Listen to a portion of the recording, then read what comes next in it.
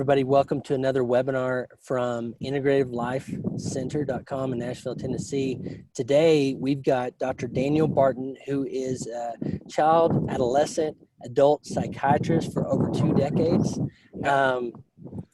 He is currently the Psychiatric Director with ILC, in addition to his private practice, Nashville Ketamine.com.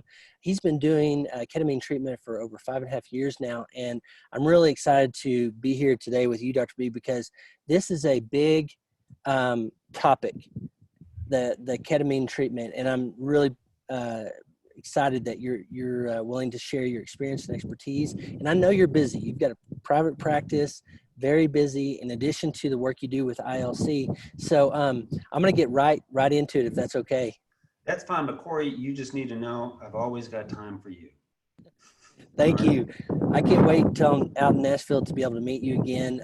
When we've talked the last couple of days, it's been enlightening, and so it'll be great. And now you know all my musical tastes. Yeah. Hey, before we start, since this is like an ILC function, and I don't know whether Holly Cook is on or not, but you kind of have to do this if you're doing ILC.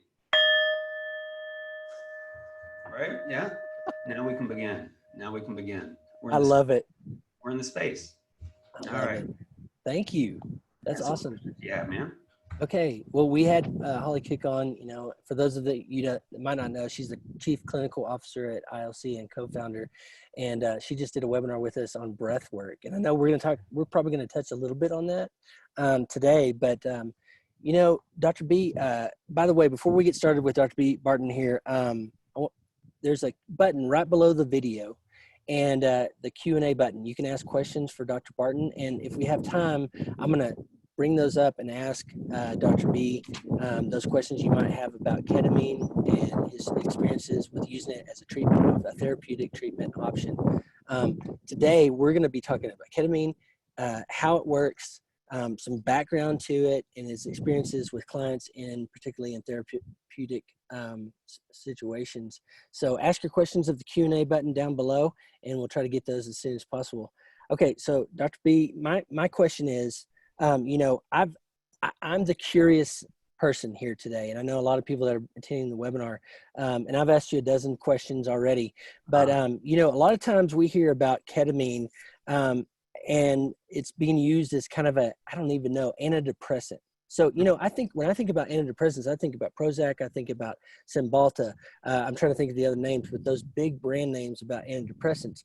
And now we're talking about ketamine, and specifically a lot of the things I've heard about ketamine is related to depression.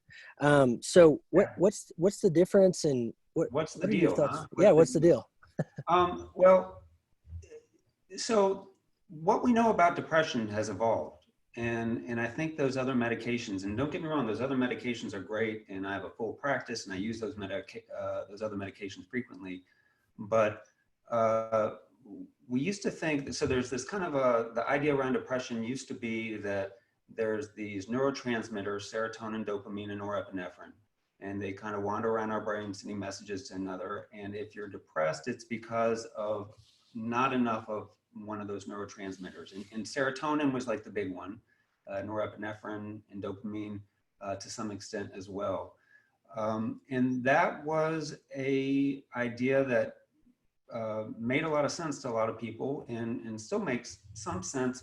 But the deal is, like, when you give one of those medications, like a selective serotonin reuptake inhibitor, which is what like Prozac, Paxil, Lexapro, all those medications are, and they target the serotonin receptors, we can increase the serotonin in the synapse, which is the space between the neurons, pretty quickly. So if the idea is that we have less serotonin in these spaces, well, when we increase the serotonin in these spaces, we don't necessarily see the changes in mood rapidly, as rapid as we see the increase in serotonin. So so that kind of, you know, because most of those medicines take 3 to 6 weeks to kick in. And so that theory around depression, while it still has some relevance, there's other ideas that have been postulated since the 90s and 80s when those kind of medications were popular. I think Prozac came out in 87. So we've been using the same medicines for like 30, 40 years, which is kind of another cool thing about ketamine is it's something new. So there's new ideas about depression now, and one of those ideas is that with depression, depression can be the result of basically atrophied neuronal paths. So there's areas in our brain like the hippocampus where you can actually see in a person with depression, the hippocampus will physically be smaller. There was some study, and I'm going to butcher this. I'm not going to give accurate numbers, so don't hold me to this. But we're here to talk about your experience. They gave like 1,000 of these MRI pictures to people, and they had the people distinguish who was depressed and who was not, just based on the size of the hippocampus. These people were pretty reliably able to do that. So we know now that these neuronal paths are kind of atrophying, and so that's one of the ideas of depression now is basically these paths atrophy, and we don't practice the types of thinking that we need to practice, and that's kind of what can happen, and that's called kind of the neurogenic hypothesis of depression. That also refers to neuroplasticity, which is the ability of our neurons to grow and new pathways to form. Right. So, and that's important because it used to be that we thought like once you turn 25, you grow no new neurons. But that's just not true anymore. And specifically in those areas that I was talking about, the hippocampus and in the limbic system, we know now that you can grow new neurons. And that's one of the cool things about ketamine, is that's essentially what it targets.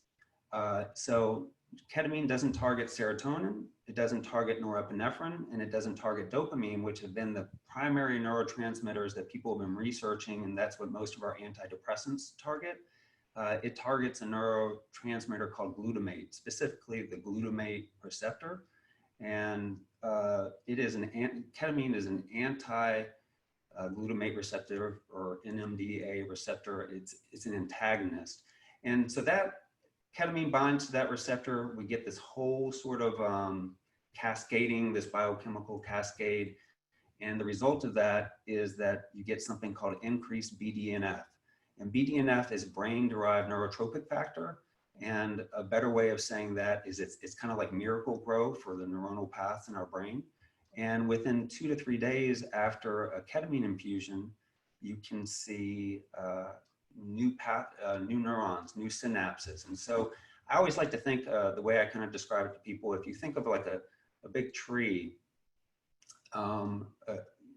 that tree during the winter, that's what our neurons look like in somebody who's depressed. There's no fullness to it. It's kind of scraggly branches, almost like when you put like water on cotton candy and you see it melt away. It's like that, sort of like a scraggly sort of thing. And then in the spring, you see the branches come out, and that's kind of what ketamine does. It starts to kind of cause these buddings of the neurons and increase neurons. And so there's more connection between the neurons. And because of that, it's easier to kind of formulate new ideas and new thoughts and things of that nature. Okay, that's very revealing. We hadn't talked about that to this point, and so, I mean, there's a big difference when we talk about this collection of antidepressants and what ketamine does, because and I'm going to butcher this. I'm a layperson. I'm not even a therapist, but the serotonin uptake inhibitor, that's different. You're saying it doesn't work on that. It binds to this other receptor. Yeah, so it binds to a whole different receptor. I mean, ketamine is just kind of it's a different beast, and it's a really unique medication in that if I was to take Prozac, let's say I'm depressed, and if I was to take Prozac, it's 3 to 6 weeks for that to kick in. Yep. We can see antidepressant properties of ketamine in like 24 to 72 hours, sometimes even sooner than that. That's not always. Right. And then sometimes it can take multiple treatments before somebody sees an effect. But, 3 days versus even 3 days at the long end versus 3 to 6 weeks, 3 weeks at the short end, it's a pretty big difference when somebody's feeling down. Now, the words I've heard related to ketamine are treatment-resistant depression, and linked with ketamine in particular. But that's not its only particular use in what you've seen with your clients. It is an option, but not the only part. It's interesting. So this idea of treatment-resistant depression, it's almost like when a new treatment in psychiatry comes out, we kind of tiptoe in. You know, we don't jump in the deep end, and that makes sense. And so we reserve these treatments that we don't really know a whole lot about for folks with treatment-resistant depression. And treatment-resistant depression just means that you have failed. I don't even like using that word, failed, but like that other medications haven't worked for you, or other treatments haven't worked for you. So treatment-resistant depression means that you've tried these things, they haven't worked, and so now you're okay to use ketamine or whatever new kind of treatment there is. You know, I've been doing this for 5.5 years now, and I think when I started out, I was kind of much more conservative about who should get ketamine and who shouldn't at this point. I think in the beginning, I thought, yeah, just treatment-resistant depression, because I kind of had some of the same fears that other people have and other therapists and psychiatrists have. And so I would only treat people that had tried like TMS and ECT or a couple of different types of medications. Now I see ketamine more as a treatment for depression, not just for treatment-resistant depression. It's got very few side effects. It works really quickly. And so it's more of a depression, an option for treatment, as opposed to kind of the last ditch option. Yeah, which I think is a big nuance to share today too, because as we've talked, it is in that therapeutic options. You mentioned, by the way, ECT just now, and Christy asked the questions. Could you share the difference between ECT and ketamine? Yeah, there's a really big difference, and a lot of the difference has to do with treatment. Like I don't want to dog out ECT. ECT gets a bad rap, mainly because of One Flew Over the Cuckoo's Nest. Like there was like, ECT was like a very popular, successful treatment for a long time. One Flew Over the Cuckoo's Nest comes out, and it kind of dove down in terms of, and it gets kind of vilified in media and stuff. But it's a very good treatment, and it's kind of been the gold standard. But it does require either hospitalization, or either short-term hospitalization, or you have to have somebody come and take care of you for a long time or for several days. And the side effects with it are pretty substantial, with the main side effect being memory loss. And, you know, if you're trying to treat your depression and get back to work, losing your short-term memory isn't all that helpful. There was a person in my training class that had that, and she got ECT and came back and literally couldn't remember my name for a couple of weeks, and it's really sad. However, it helped her depression. Ketamine is nothing like that, and so for ketamine, it's a really safe medication. Really safe medication. It essentially very few side effects, safe medication, and it's an outpatient procedure. So people will come in on the first day, which is usually the longest treatment session. It's about 3 hours, and people are usually able to, you can't drive yourself home. You do have to have somebody drive yourself home, but people are also pretty clear enough after the infusion if they want to take an Uber or something like that as well. And I always say after the infusion, you know, really there's just a couple of side effects of ketamine. I'll just kind of cover those now. Like sometimes people— Yeah, that's a great transition. Sometimes people can get a little bit nauseated, and we'll give a medication called Zofran to help with nausea. People get nauseated. And then sometimes afterwards you can feel a little bit cloudy. And I always say, you know, plan on being cloudy for hour number 1, partly cloudy, hour number 2, sunny with chance of clouds, hour number 3, and then you're kind of back to yourself. And to kind of exemplify that, we have like a patient who will, and I say that that's the long end of it, and usually about 15 to 20 minutes after treatment, people are about like 75% of themselves, but you still shouldn't be driving or anything. But we'll have somebody come in for a booster treatment like at 8 in the morning, and he's an attorney and he's back at work around 1. So it's not something like ECT where you have to kind of carve out several weeks of time. It's more like you do have to carve out a couple of hours of time, though. Okay, sorry, I was trying to answer a question that came in. Yeah. Just a real quick sidebar. Thank you, Dr. B. Sidebar for those of you listening in. One, use the Q&A button right below the video where you can see Dr. B and I for your questions. And second, yes, this is being recorded. Will be posted to integrativelifenetwork.com shortly afterwards. So yes, this will be available for you after the webinar. So be sure and use the Q&A button right below the video here on the Zoom app, and ask your questions of Dr. B. I'll try to get to those. I've got a couple though in advance. Okay, so we kind of stepped into side effects. I love how you put partly cloudy to clear in a couple of hours. I want to step back just for a second and say, you said this is a new treatment potentially, but it's not a new drug, right? No, no, no. Ketamine has been around so ketamine was invented in 1962. It was originally invented to be a battlefield anesthetic during the Vietnam War. And the cool thing about ketamine, and the reason that we can use it in the outpatient setting, is that it does not suppress the gag reflex or depress the respiration rate. So you don't have to monitor the same types of pulmonary things that you might need to monitor with other anesthetics.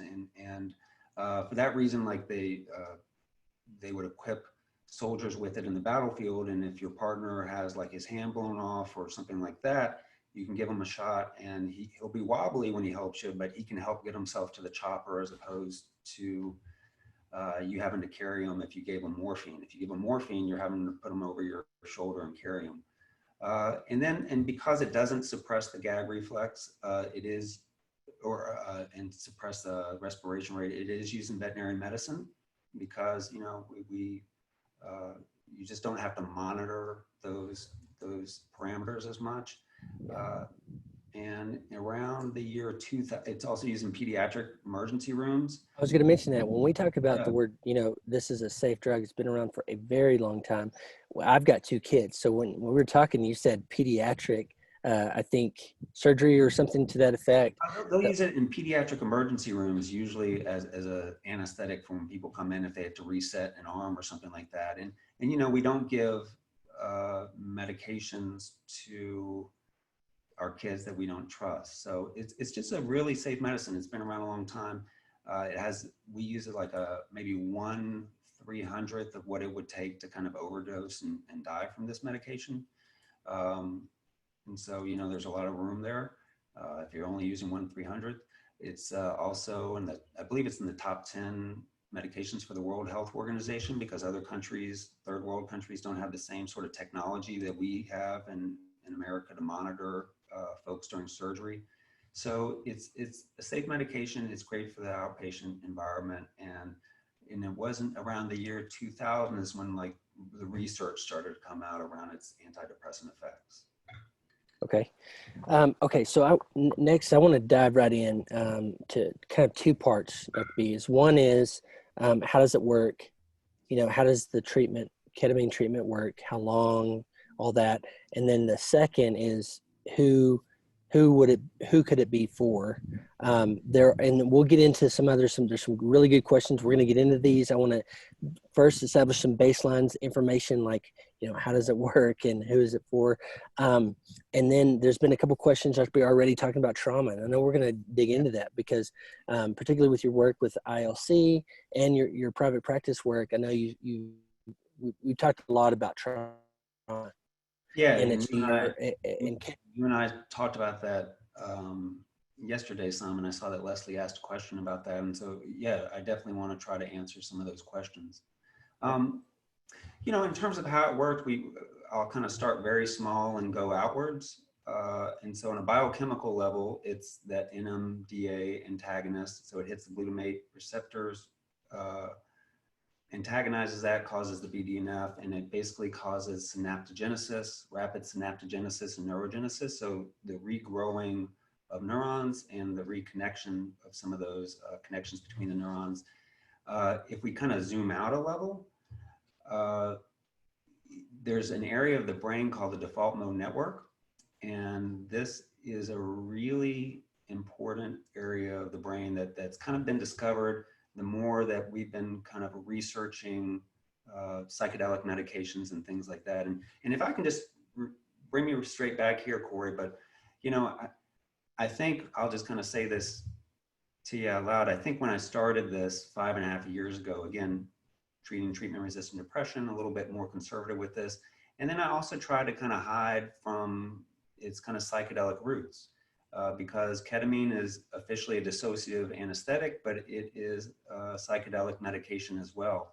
And that largely has to do with what it does to the function that I'm going to describe about the default mode network. But, you know, I used to say, instead of the psychedelic experience, I would say dissociative experience. So if you hear me saying that word, it's probably the same.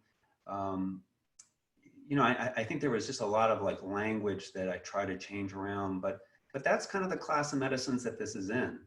And it's a really effective one. And it's really good for outpatient use because it's shorter. I mean, if you look at some of the other psychedelics that they're doing the research on, and again, a lot of people are talking about trauma, and one of the big pieces of news in psychiatry is MDMA and its use for treating trauma.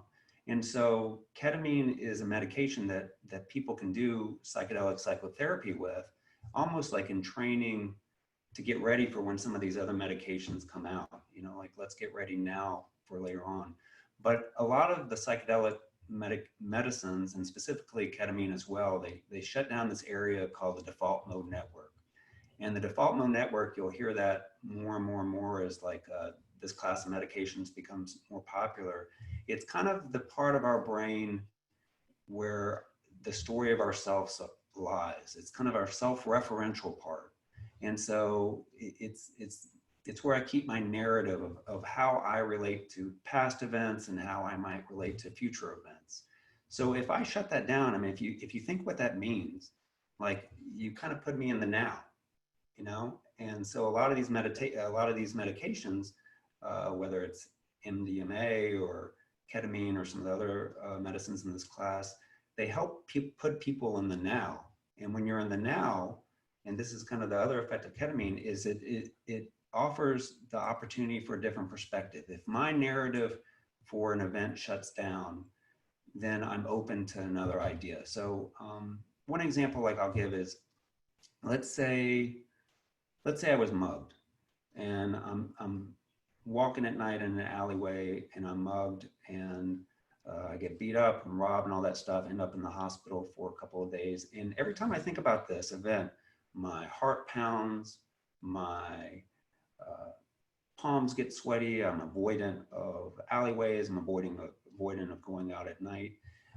And I feel really like a victim, and I feel weak, and I feel stupid for walking around at night. And so let's say I'm thinking about this through the ketamine experience. Oftentimes people will get a different perspective because my narrative is gone. So that narrative is gone, but the facts are still there. So the fact that I got mugged is still there. The fact that I was in the hospital is still there. But you know what? The other fact that I'm still standing, I still have my family, I still have my job, that's still there as well. And so now instead of seeing myself as a victim, I can see myself as, you know what, man, you made it through a really hard time. And now I can see myself as empowered as opposed to feeling like a victim. And when I come out of the ketamine treatment, that story can sometimes kind of stick. And so people will come through their treatments with a type of feeling that relates with what I call kind of an innate healing capacity or innate healing energy or ability. And that's kind of the other effect of ketamine, is that, you know, we have so many of these, you know, our amygdala, which is the fight or flight part of our brain, and it's a really useful part of the brain. It kind of hooks up, and I think at 8 months it's online, which is important because, you know, an 8-month-old baby still has to protect itself. It needs to know when to fight, when to run, when to freeze, all that sort of stuff. But that amygdala, it's kind of starts to communicate with my cortex, and it's putting up defense after defense after defense. And so if I can get to some of those memories, those traumatic memories and things of that nature, without my amygdala causing my body to kind of get activated, I can oftentimes treat trauma whereas before I might not be able to get to those things. I'm kind of jumping around because a lot of these things, the other thing about ketamine is it's evolving, and so much of its evolution is interrelated. And you know, originally, yes, it's for treating treatment-resistant depression. Prozac originally was for depression, and then we found it helpful for anxiety, and then we found it helpful for OCD, and then we found it helpful for trauma. And ketamine's really no different. We found it helpful for depression. We also find it helpful for really any condition. Any condition where we're kind of rewriting narratives, and we're getting new perspectives, and we're trying to kind of intervene on the ruminative process that my narrative might have. And taking a break from that can be really powerful. You just hit two words: trauma and rumination. You know, I'm prone to rumination, but specifically traumas come in. We've kind of backed into that subject, and I'm glad you did, because it's important, absolutely important. But when you talk about ketamine and then that ability, I just think, and if I'm imagining the scenario here, and again, I'm not a practitioner, I'm not a pro, I'm not a licensed therapist, but when I just think about some scenario, you're talking about the mugging, but I need to get there somewhere to be able to move past or through it. And again, I'm just using my own words here, but when you're able to use something like ketamine for a very intense event like that, a traumatic event, it seems very helpful to be able to, like, I think you've used the word observe or observer role in it, to note what's going on. And there's got to be deep learnings. And I know in your practice particularly, you do that. You work with, it's not just administering ketamine, it is a therapeutic more. So is that right? That's correct. I mean, I think when I started out, I was primarily in the infusion model, and so a lot of things with ketamine have evolved, and that includes the dosages that we give, that includes the models in which it's delivered, and if I forget about dosages, bring me back there, because I think that's important to cover. Will do. But you know, I think there's one model of it is the infusion model, and that's what I started with. And then and ketamine does a lot of the heavy lifting. And it's interesting because I have friends out in California, and there's these 2 ketamine clinics. They have like 8 clinicians apiece. They're right across the street from one another, and they are doing ketamine assisted psychotherapy, and they're full. They have waiting lists. Here, that's really not the case. And a lot of people that I have seen, they come in and they've seen a social worker, a psychologist, a psychiatrist. They've tried 3 or 4 different medications, and they're tired. They're psychologically drained, and sometimes they want the medication to do some of the heavy lifting. And we will do that. It's not like we don't treat those folks, but we do that with intention that the biological aspect of ketamine helps them out so that they can tend to that psychological and environmental piece and kind of put those things in place. So even the folks that really don't want therapy, we're kind of squeezing in like therapy, more kind of like life skill stuff around like exercise and eating and meditation and breath work. And then really the place where ketamine has exploded in the past couple of years is its use when combined with therapy. And those are 2 things that really go great together, because when we shut down that default mode network and our narratives go away, we also find that kind of people's ego defenses lessen and are a little bit softer, and people are a little bit more willing and able to talk about difficult things. And that innate healing intelligence is there to kind of guide them. You know, it's a lot of people ask about ketamine assisted psychotherapy, and really the therapy piece with a lot of these medications happens before and after. So meaning like it happens when somebody comes in, you know, we set intentions, and we'll talk about, you know, what's going on in their life and kind of what they're hoping to get out of it, and, you know, maybe some other things as well. And then there's the application of the medication and what their experience is. And during that experience, it can be something totally, that seems totally unrelated. It can be something totally related. It can be all sorts of different things the therapy, the main part of the therapy comes afterwards, though, when you're integrating the information that comes to the person. And we actually don't interrupt too much when people are in their experience. We're there to kind of provide safety and support. But let's say during the experience, somebody starts tearing up. And this was something that I used to do earlier on when I was doing treatment with folks several years ago. When people would tear up, I'd panic and I'd want to be there for them. And I'd be like, you know, are you okay? Is there anything I can do? And try to get them, make sure that they're okay and safe. But you don't always know what's going on in somebody's mind during this dissociative process. And so somebody may be tearing up out of joy. Somebody may be tearing up because they just met their grandfather that passed away a year ago, and they're in conversation with them, and it's very meaningful to them.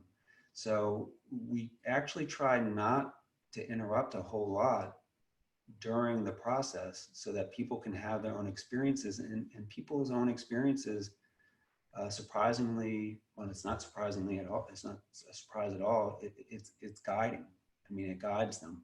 And so when you had asked about the observer, that's, you know, when our narrative drops out, we're kind of in this observer role. And, you know, you can call it observer, or you can call it wise mind. I think like different philosophies call it something different. You could call it like IFS might call it like self. I'm sure there's like 12 different Buddhist words for this. But it's this, I kind of like to think of it as a witness or a guide. And, you know, another way to think of, and this witness is kind of laying witness to what you're experiencing, and it's got perspective. The witness has perspective. You know, the witness is sitting there, the fly on the wall during my mugging that says, man, oh yeah, that left hook hurt, but you know what? You're still standing. And that's what the witness is doing. Whereas my experience thinks, oh, I'm so stupid for doing that. But the witness is saying like, no, not so stupid, you're empowered. And you know, I think there's other, ketamine it's a non-ordinary state of consciousness that people are in when they're in it.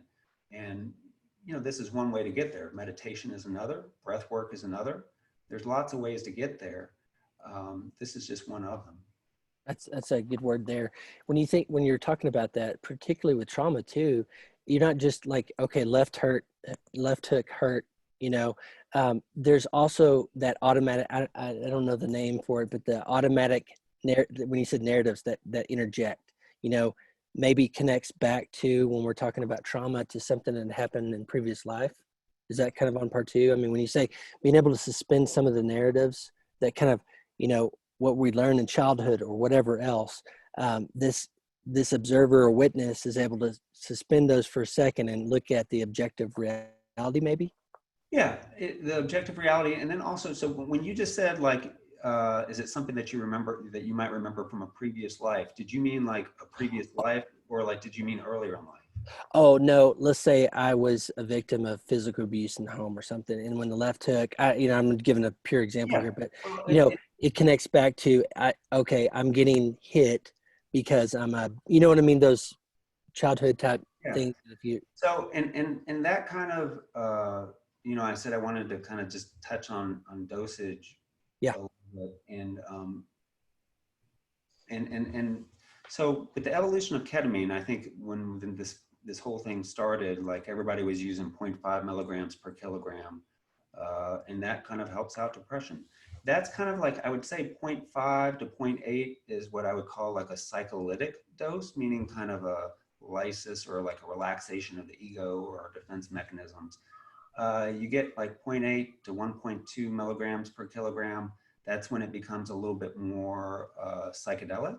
And psychedelic is, you know, that word means mind manifesting. And so there are symbols that come out in our mind that, again, may not make a whole lot of sense, but they are coming from our mind, that things that we're creating. So there are usually things that have meaning to us that we just haven't connected. And during the ketamine dissociative process, there can be, ketamine is a little bit different than some of the other psychedelics. It can be pretty fast sometimes. You're like sitting with like a 4-year-old who's changing subjects like every 30 seconds, you know, kind of going one direction or another. And so, but a lot of those things that you change directions to all have meaning. And again, that's where the therapy part, the psychotherapy really has a lot of power, is making meaning of those, because those things that came to that person are coming to that person in a state where they are in the observer position. So it's almost like having a kind of a more true link to whatever, you know, somebody's true essence is, and which is kind of a cool thing. So, and then when you go up beyond that, the 1.2, 1.3 to like 2 milligrams per kilogram, which is kind of rare, you start to get into like the transpersonal, or more of a transpersonal dosage. And those can be dosages where kind of the ego truly diffuses into nothing, and you might feel like you're just kind of floating in space. Some people will have what we call like a near-death experience during this dose, and a near-death experience sounds really scary, and it can be, you know, but if you, and you can say like, why would I want to have a near-death experience? But if you think about people that have had near-death experiences, they usually come out of them, if they've, well, it's near death, so they survive. They usually come out of them with a new perspective. They're usually more in touch with spirituality. They usually reprioritize their lives very quickly. They very quickly get rid of some relationships and emphasize healthier relationships. They feel like a sense of time in life that's a little bit different than somebody who might not have had this perspective. Or this experience. And so if you can have that experience in a therapeutic setting under the supervision of a therapist or psychiatrist, and do it in a safe way, there's actually a lot of things that can come out of that that are really helpful for people. And by the way, I know you said this, Dr. B, but I just want to say it too, that we're talking about this use in a safe and medically trained licensed professional like Dr. B, who's done it for 2 decades, psychiatry, and gone through that. So we're talking about this only in that context under an experienced practitioner as yourself. Okay, I want to make sure we get to a couple of things, Dr. B, and particularly is what is a typical treatment, you know, look like? And I think you've said like a tip, and we're just kind of just broadly generalizing it. It can maybe expand, I don't know, but is it 2 weeks, and is it every day for 2 weeks? And how does that, you know, someone comes in, Dr. B, I'm ready for ketamine treatment. How does that work? And then typically, could you just walk us real quickly through that? Yeah, and so I always consider myself kind of an out-of-the-box provider. I'm sorry, an in-the-box provider. Some of you might think I'm an out-of-the-box provider, but I do have this cup that says, "Trust me, I'm a doctor." So I wonder. I consider myself kind of an in-the-box provider for an out-of-the-box treatment. So when I'm doing kind of the main treatments, we will do, like if I'm treating depression, for example, it's usually 6 treatments over the course of 2 weeks. That's how most of the people in the country do them. There are some people that kind of deviate from that. There's not really one right way, but there are ways that most people do, meaning that like this is kind of if you have people kind of converging on a mean, you know, and this is kind of what that is, and this is the treatment that most people have found to be effective and keep the effects lasting as long as we can. And so generally speaking, the first one I think you said was like maybe 3 hours, but after that, or correct me if I'm wrong on that, but then after that, what does it look like for those, let's say 6 treatments? Yeah, so like from a more logistic standpoint, like somebody might call, they might like, I usually ask people to go to my website, NashvilleKetamine.com, because there's a frequently asked questions section there that answers a lot of the questions that people ask me about it. And there's information out there if anybody listening wants that.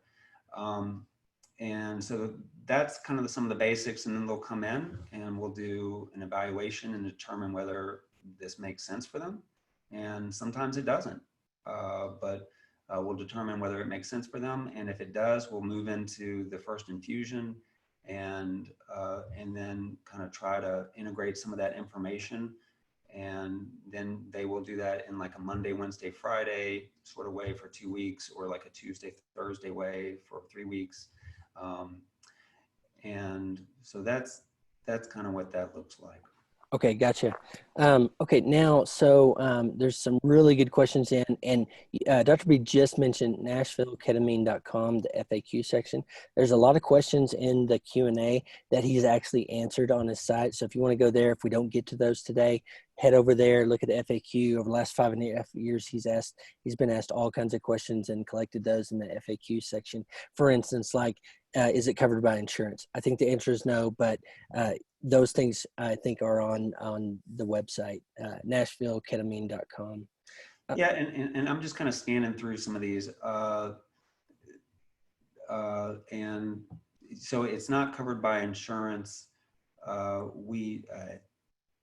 Yeah, some of these we'll answer over time, and if I don't, I can kind of sweep back around. Yeah, so let's now, we kind of given the overview. I think we've talked about, well, one thing I want to cover is it's not just for treatment-resistant depression. It is a therapeutic option in your mind. So if we ask... It's a therapeutic option in my mind, and the cool thing about this, the really, really cool thing about this is it can treat depression in folks with bipolar disorder. A lot of our medications, if you give an antidepressant to somebody who might be suffering from bipolar disorder, you have, or is in the depressive part of bipolar disorder, you have the potential to flip them into a manic episode. This does not do that. So this is like a really nice intervention if somebody with bipolar disorder has pretty bad depression. I think somebody had asked about medications on there, and there's really, people generally who are coming to see me are taking some sort of psychiatric medications. They're usually looking for ketamine because other things haven't worked. And we don't typically stop those medications. The only medications that really get in the way of ketamine are benzodiazepines like Xanax, Klonopin, and things like that. And that has the potential to kind of decrease the potential that ketamine will work, or kind of quash the effect that it's had. But in general, there's not a whole lot of reasons that somebody couldn't get treatment if they wanted it. Really, the only things that would rule it out would be if you have a kind of an unstable cardiac status or an unstable pulmonary status, or if you're on a large dose of a benzodiazepine.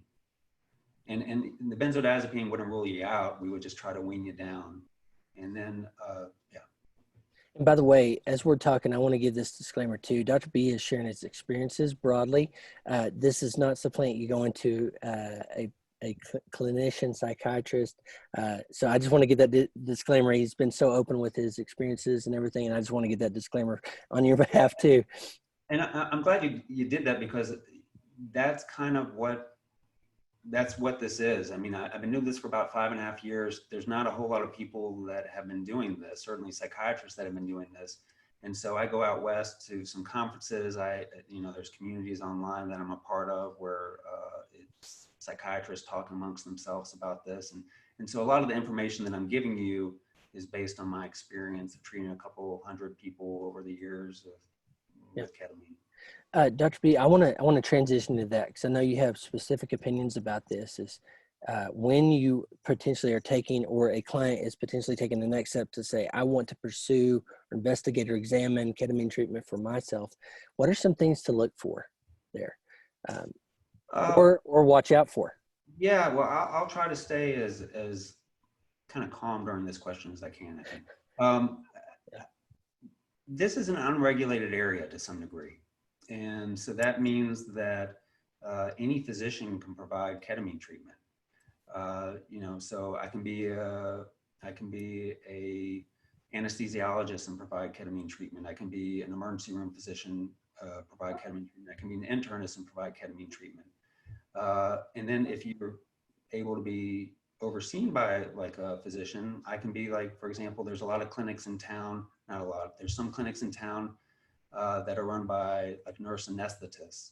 And I'm grateful that people have more access to ketamine treatments. I truly am. I think that's terrific. And some of them are doing it cheaper than I am. And that's great when I've referred folks to them before who can't afford it with me. But these are some of the most difficult to treat patients that we have in our field. And there's so many nuances to mental health that you don't get. I mean, anesthesiologists don't spend a whole lot of time talking to patients, you know. Nurse anesthetists, I don't believe, have any mental health training as part of their program. So these are folks kind of jumping in a world that they're not totally familiar with. They are very familiar with the medication and they can deliver it safely, but delivering the medication is just part of it. Like, for example, one of the practices in town offers propofol with ketamine so that you don't remember anything about your experience, like that dissociative psychedelic experience that I'm talking about that has so much meaning, that has the potential to get new perspective. It's just obliterated. And to me, that's kind of like missing the point. That's just kind of missing the point of what this medicine can do. And, Exactly. you know, does it work still? I don't know. I don't know that we've done the research to determine how much is the medication at the physiological level producing more neurons and synaptogenesis versus what is the effect of this kind of opening your heart space and this empathogenic effect and having your default mode network go down and be thinking about things and coming out with different meanings and talking to the therapist about that. You know, I'm a psychiatrist in my own private practice. I prescribe medications, but I do mostly psychotherapy with medications and sometimes psychotherapy without it. And I think medications are helpful. Therapy is helpful. The two medications, I mean, therapy and medications most of the time have the best chance of helping. So, yeah, this isn't a ILC opinion. This is a Corey Miller opinion or a Dr. B opinion. But if I'm going to investigate or take a step further, I want to do it someone that's medically trained that does have a therapeutic model in mind too. That's my opinion. Nobody on this call or ILC's model. I mean, again, I think those guys are offering it safely. Yeah. I just don't know. I just think that there should be a mental health expert on either on site or who you're interacting with, even if it's for the person that just wants to come in for just the medication. So for example, you know, one of the things about Prozac, for example, 3 to 6 weeks to kick in. Well, 3 to 6 weeks to kick in gives me a lot of time to kind of change my lifestyle or start exercising, doing it. It gives me time to kind of move more slowly through getting better. Ketamine works quick. And so one of the side effects of that is, and this is actually kind of, it's a good thing and it's a bad thing. The good side is it works so quick. The bad thing is habits don't change that quickly, you know? So like if I have a bad habit coming in to my ketamine treatment where, you know, I habitually sit on the couch and watch Price is Right all day, that's going to be harder to change over the course of 2 weeks than it is over 6 weeks. So, you know, I don't know that non-mental health professionals realize that. I think, for example, I don't know if they realize that the highest suicide risk the highest risk of suicide for somebody is not when they're acutely depressed, it's when they're acutely getting better. And, you know, ketamine gets people better really quickly. So when I'm seeing a patient that has a high suicidality, I'm making sure to talk to their loved ones and saying like, look, you know, I know he may seem better, but he's actually at a higher risk because he's more energized now. He has more motivation. His mood may not have changed as quick.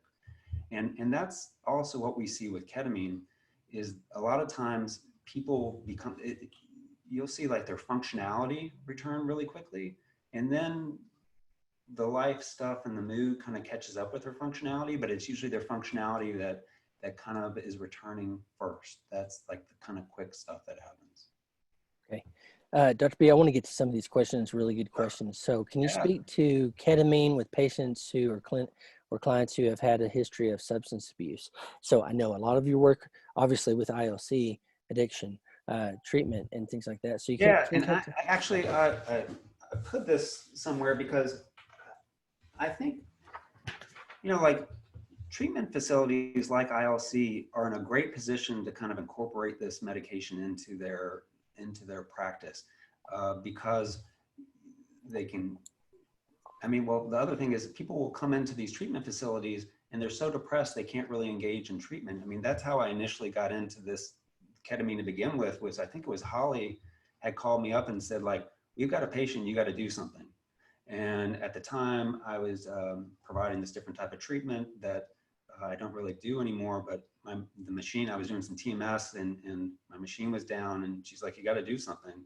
And I'd been learning about ketamine. It was kind of been reading about it. And I was like, well, how about this? And the patient was open to it. And we did it, and she got better. And she had tried a lot of treatments. And then I tried it with another person who had been on like 10 different medication combinations and ECT and had ECT and TMS and didn't respond to any of those. And she did ketamine and she got better. I mean, so like it's a pretty remarkable response rate. It's around 70%. But ketamine has this stigma along with the other psychedelic medications of these are medicines of abuse. And again, I'm not going to try to argue that because it can be abused. It's primarily in the rave scene.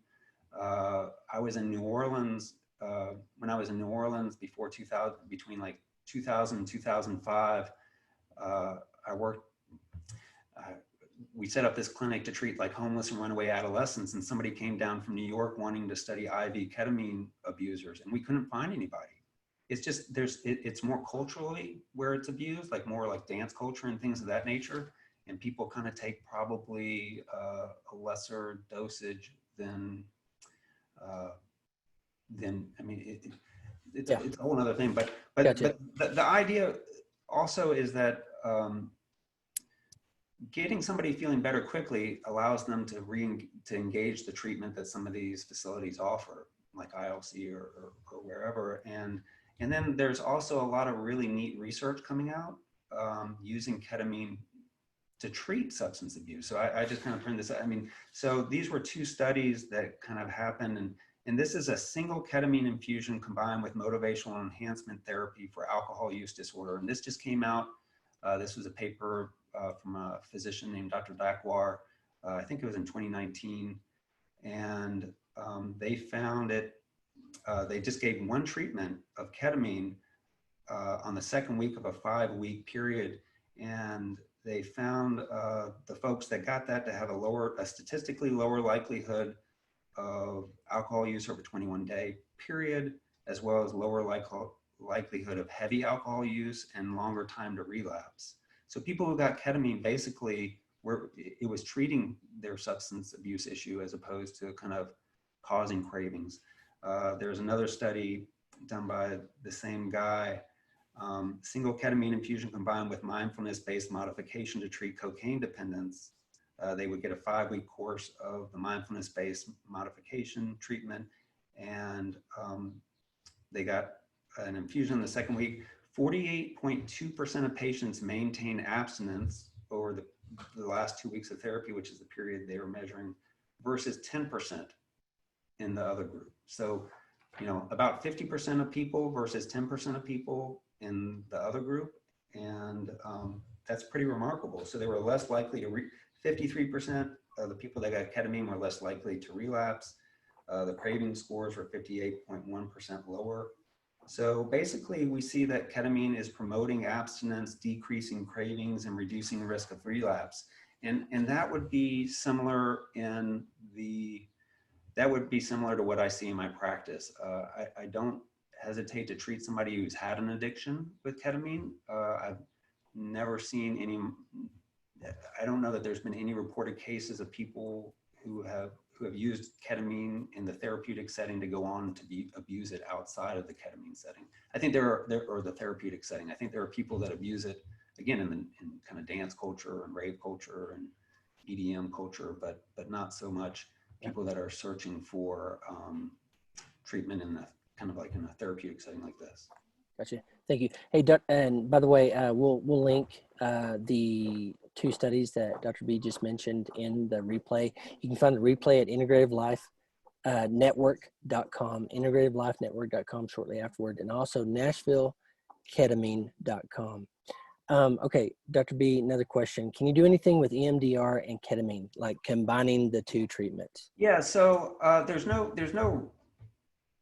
research that I know of with that. I know of providers doing that. And so there's a group out like in California called Polaris. And that was one of the people that was talking about, that's across from the other group in San Francisco. and they will oftentimes do like they'll do the ketamine treatment, the psychotherapy, and then like on the tail end, they will do EMDR. There's nothing that says you can't do EMDR. Sometimes people can feel a little bit woozy after a ketamine treatment. It's a dissociative anesthetic, and so that, you know, people will feel a little bit uneasy on their feet.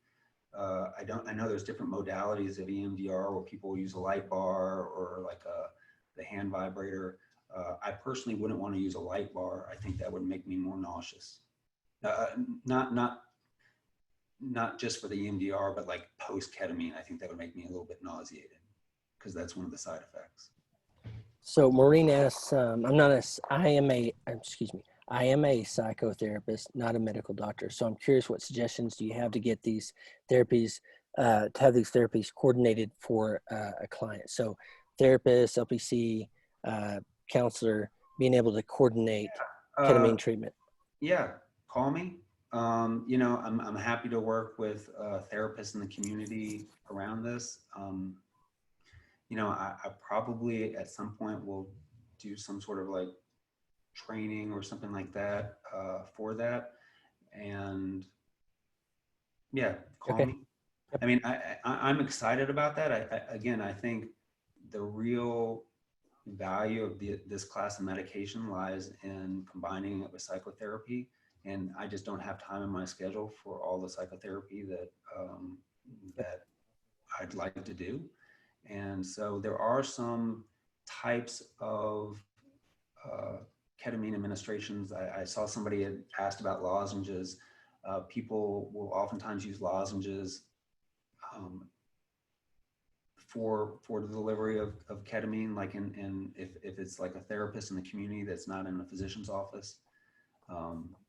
But ideally, you're in the office with the physician, kind of making sure that everything's safe. Yeah. What I hear from that too is total openness to being able to work with therapists.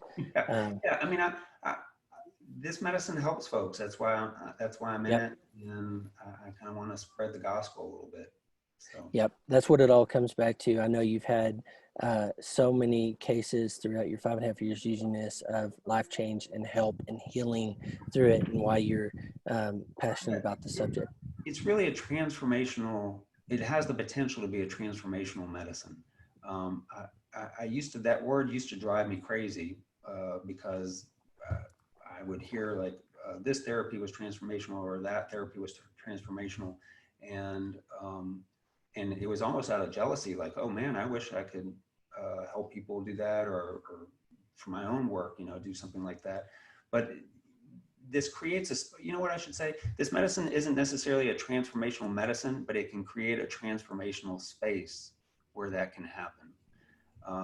That's big. That's what I've heard as we've talked, that really it comes back to what you just said. It's the space for transformation to have these experiences. With all these medicines, they always talk about setting with the mindset or the setting that they're in. And, you know, we try to create a very safe setting that people feel like they're able to connect in whatever way that they need to connect.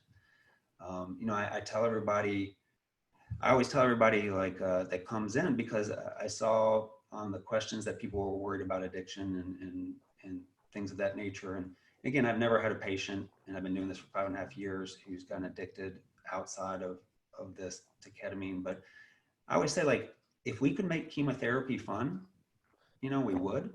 Like, people come to a medical facility thinking that whatever treatment they're going to get is going to be painful. And this doesn't have to be that. And, you know, even if somebody experiences joy during it, they've had this kind of break from their depression, where now they know they can kind of pendulate to this other place. You know, they've been stuck in this ruminative pattern thinking, I can only feel this, I can only see it this way. And then all of a sudden they experience something different. And to know that you can experience something different when you think like nothing's going to help, that's pretty powerful. So, you know, I make sure to tell people, like, it's okay when they come to my office. If they like the experience, good. You know, that's great. I want them to have a pleasant experience. And, you know, I just tell them that they're totally safe. Their brains aren't going to break. It's a place for them to explore their minds and explore their situations. And You know, In a and safe, yeah, professional setting. safe professional setting, uh, Yep. and a safe professional setting. Yep. I think that's a beautiful way to end. We're almost out of time. Well, we are out of time, what we scheduled for this. And I know you've Yeah, got clients it's a good waiting. place to end to remind people this is a professional, safe setting. Yes. Well, I mean, really, honestly, Dr. B, what I heard was healing and hope. When you Yeah. think about some that have, like when we talk about the treatment-resistant depression, it's hope that there is a potential option that may, and I know you said too, it doesn't help everybody, but by and large, it's been tremendously helpful for a lot of people that you've. Yeah, I think healing, hope, and you know, again, there is an inner healing intelligence in all of us, and kind of quieting the ruminative part of our minds enough to allow that to happen is a Yep. pretty powerful thing. And that's really what the process of like either a ketamine assisted psychotherapy is. It's allowing that inner healing intelligence to kind of Mm. exist, happen, and integrate into whatever is going on in your life at the time. Well, actually, if you just have a couple minutes, I want to ask you about that because it's something you mentioned yesterday, Dr. B, is inner healing intelligence. What do you mean by that? I just think like let's say you cut your arm and you go to the emergency room and they give you stitches. The stitches keep your skin together, but they don't heal your body. Your body kind of knows to send what it knows to send like lymphocytes there to protect and white blood cells to protect from an infection. It knows to inflame the area so that it can get more blood flow there. It knows how to heal and close itself. The stitches just kind of keep the skin together. You know, again, our bodies have evolved, so the amygdala, which is that fight or flight area, it comes online way earlier than our thinking area because we just need to have reflexes to move away or towards something, you know, that fight or flight area. We're kind of equipped to heal. It's kind of getting all the other stuff out of the way to do it. And sometimes that's what ketamine can do for folks is it's a dissociative.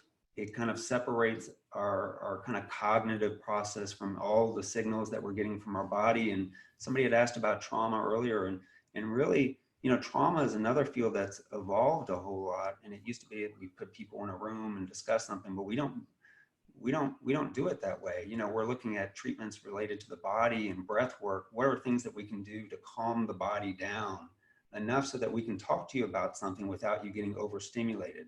And what ketamine does is it kind of dissociates you from your body in some degree, to some degree, and sensations aren't as prominent and your body just feels relaxed, and maybe sounds and touch are you have less stimulation in those areas. And so you're more able to kind of have this cognitive process, examine some of these traumatic events without being bombarded with your heart rate or with your sweaty hands or with your contracted muscles. And then your mind picks up on that and says like, oh no, I must be anxious. And now the cycle is starting. So, so it really, it helps people like, you know, not get so triggered so that you can access and really have basically your cortex can communicate with some of these traumas without the amygdala getting in the way, you know? Yep. One last question, Dr. B, and thank you so much for your time. We're running over here. Linda asks, is there a directory of psychiatrists around the country who offer this? For instance, she's in Rochester, New York. Yeah. Is there a way to find outside of coming to you in Nashville? Sure. I mean, the easiest way, I'll tell you, Linda, like the easiest way, I think I know Linda, or we've met. The easiest way is just to kind of type in your name and then ketamine, or not your name, City. type in the area where you live and Yeah. ketamine. And you might want to type in where you live, ketamine psychiatrist, so that you get like a mental health provider, because there's a lot of clinics just kind of popping up to try to, what we call like churn and burn, you know, and just kind of, or you can type in ketamine assisted psychotherapy. There's also a place in San Francisco called the Ketamine Training Center that sometimes lists folks. And then there's another site called the Ketamine Advocacy Network. But they've stopped listing people for some reason. But the best way is just a Google search. And what I've heard you say too, Dr. B, that I think is very important for me and everybody on the call is that it's connected, one, to obviously professionals, but secondarily that it's in a model of mental health too. So that the benefits that happen out of ketamine treatment can be truly life-changing. That's my feeling about it. I mean, I think there are some places, I've talked to some people trying to get help in areas where there's not mental health treatment, and or there's not a mental health professional paired with the provider. And, in those cases, it's the best you got. So go for it. I mean, it's still a good treatment. The medicine has the potential to do a lot of the heavy lifting, but you can get in with these medicines, it's kind of a leaning in towards emotion. I think a lot of our other medicines like the Prozacs and the Zolofts of the world, like those help kind of emotions roll off us a little bit easier. With this class of medications, like it's more of a leaning into the emotions. And when you do that, you want to make sure to have a mental health professional kind of nearby to help you if you need it.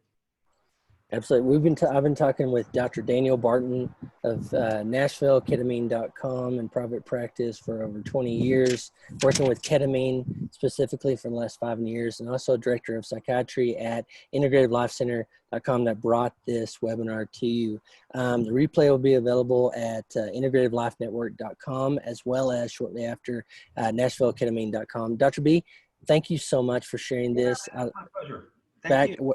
What I really love is back to the life change, not just another drug, but that you've seen it in a modality that's helped people and transformed lives. So I appreciate your work in the world.